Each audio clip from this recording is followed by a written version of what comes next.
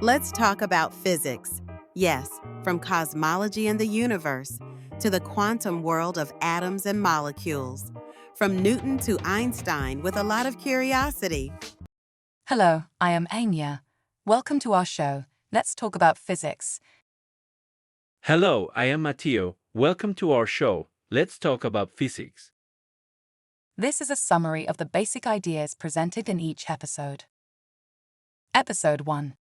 Newton's laws are the backbone of classical mechanics.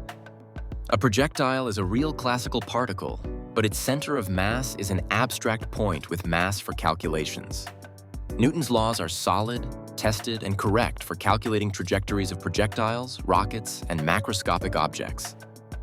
However, for maximum precision in cosmological movements, we turn to Einstein's general theory of relativity. Episode 2.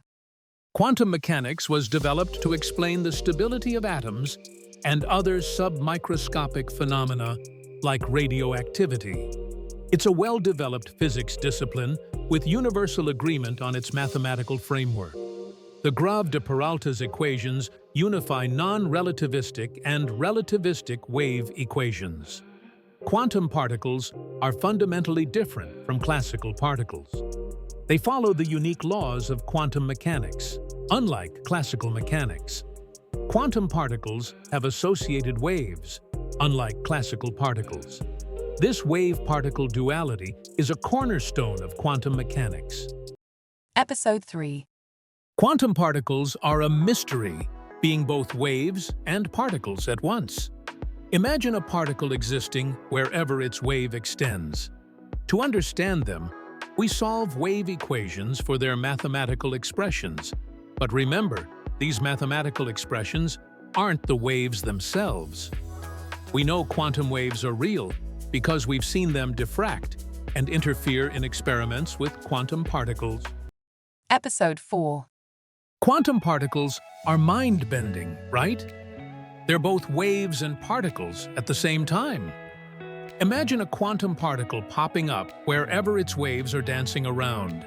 In atoms, electrons are drawn to the nucleus like a moth to a flame, thanks to electric attraction. This electric field keeps the electron cloud snug around the nucleus, localizing those quantum waves. That's why we have 100 elements in the periodic table, not 1,000. Episode 5. Ever wondered why there are only 100 elements in the periodic table? It's all about attractive electric fields and quantum particles. These fields can localize waves of particles with opposite charges. The internal energy of atoms? It hinges on the electronic cloud size.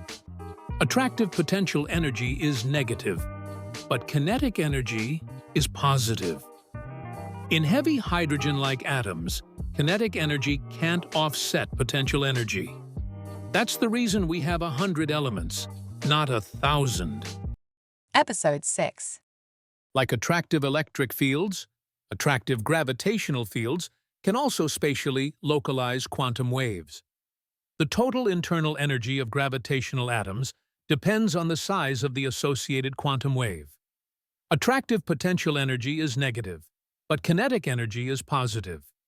There is not enough kinetic energy in heavy gravitational atoms to compensate for the potential energy.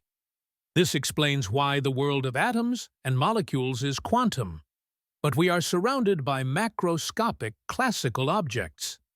The fact that atoms and molecules are quantum, but macroscopic and cosmological objects are classical, supports the validity of Einstein's special theory of relativity. Episode 7. The Planck mass is nearly 22 micrograms, a tiny measure in the grand scheme of things. This is why elemental particles, atoms, and molecules are quantum particles. Their masses are much smaller. On the other hand, everyday objects like tennis balls, cars, and rockets are classical. The same goes for cosmological objects and the universe. They're classical too. Macroscopic objects are fascinatingly made of tiny quantum particles. It's a dance between the quantum and classical worlds all around us. Episode 8. Most of the fascinating properties of quantum particles are related to the quantum wave associated with them. This is why classical particles do not have these properties. Quantum particles can be simultaneously in several states, can be entangled and teleported. However, we cannot do these things with macroscopic objects. Quantum computing could be used for performing experiments demonstrating the existence of a classical quantum frontier at the Planck mass. Episode 9. Quantum mechanics isn't about spirituality. It's about observable facts. Yet, the language of both can sound surprisingly similar. Thankfully, engineering grounds physics in reality. And spirituality? It helps physics rise above its darker uses. In the end, both worlds contribute to a greater understanding. Episode 10. Non-relativistic quantum mechanics is like the classical world, but with a twist. The Schrödinger wave equation is our guiding star, with solutions that feel familiar. Just like in classical mechanics, particles here always have positive kinetic energy. But when we dive into relativistic quantum mechanics, things get wild. The Klein-Gordon equation is simple, but Dirac's equation steals the show. Here, exotic solutions emerge, where particles have negative kinetic energy. These are linked to antimatter, a whole new frontier. Episode 11. In classical physics, particles don't have waves. But in quantum physics, non-relativistic particles share a common wave. This wave gives quantum particles their unique properties. That's why classical particles lack these fascinating traits. For relativistic quantum particles, there are two waves. One is common, the other exotic, linked to antimatter. These waves are solutions to Grave de Peralta's equations. They extend the Schrödinger equation to the relativistic realm. Understanding these waves unlocks the mysteries of quantum mechanics. Episode 12. Imagine the modern quantum vacuum, like boiling water, where particle-antiparticle pairs continuously pop in and out of existence. These pairs emerge from quantum fields, only to vanish moments later. But here's the catch. Field theories predict a universe with equal number of particles and antiparticles. Yet, in reality, our universe is dominated by particles. This imbalance is one of the great mysteries of physics. It's like expecting a balanced recipe, but ending up with too much of one ingredient. The quest to understand this cosmic puzzle continues. Episode 13.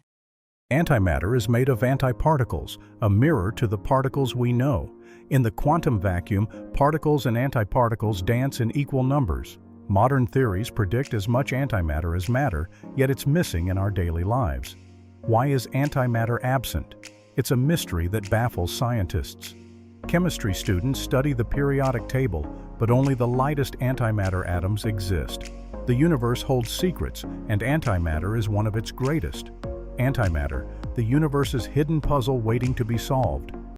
Episode 14. Strong, repulsive electric fields can collapse the exotic wave of electrically charged quantum antiparticles. If the absolute value of the antiparticle's charge is larger than Planck's charge, the exotic wave collapses. The Planck's charge is approximately equal to 11 times the positron's charge. Antiparticles differ from particles in how their exotic waves react to strong repulsive electrical fields. I emphasize repulsion, the opposite of attraction. Positronic clouds with more than 11 positrons collapse, unlike electronic clouds with more than 11 electrons. This is how Professor Grave de Peralta's hypothesis breaks the wrong matter-antimatter symmetry in current fields theories. Biological antimatter does not exist because life made of antimatter is impossible without antimatter chemistry. Episode 15. Imagine a world where strong repulsive electrical fields can collapse antiparticle exotic waves. Yet, these same fields extend particle exotic waves.